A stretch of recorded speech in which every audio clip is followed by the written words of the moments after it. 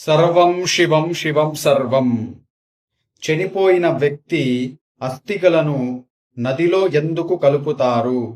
కలపకపోతే ఏం జరుగుతుంది? చనిపోయిన వ్యక్తి అస్థికలను నదిలో కలపడం హిందువుల ఆచారాల్లో ముఖ్యమైన ఘట్టము. దహనం తర్వాత చనిపోయిన వారి అస్థికలు బూడిద రూపంలో మిగిలిపోతాయి. హిందువులు ఈ అస్థికలను అత్యంత పవిత్రమైనదిగా భావిస్తారు. అంతేకాదు, చనిపోయిన వ్యక్తి పట్ల గౌరవ మర్యాదలకు ఇది సంకేతము. ఒక మనిషి చనిపోయిన తర్వాత 3వ రోజు గాని 5వ రోజు గాని అస్థికలు సేకరించాలి. ఆ సేకరించిన అస్థికలను గంగా నదిలో గాని కృష్ణా నదిలో గాని కలిపేయాలి.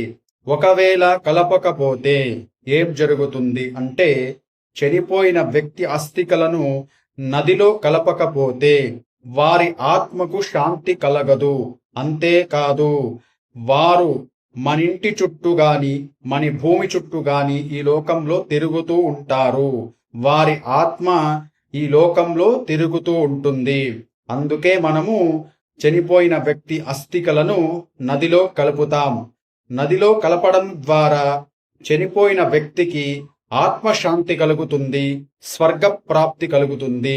అంతేకాదు, వారికి స్వర్గంలో గౌరవ మర్యాదలు దక్కుతాయి. ఈ అస్థికలను నదిలో కలపడం ద్వారా ఆ వ్యక్తి బతికి ఉండగానే చేసిన పాపాలు కూడా తొలగిపోతాయి. అత్యంత హీనమైన పాపాలు చేసిన వ్యక్తులకు ఆత్మశాంతి చేకూర్చడానికి ఇంతకు మించిన కార్యం ఇంకోటి లేదు. సర్వం శివం శివం సర్వం.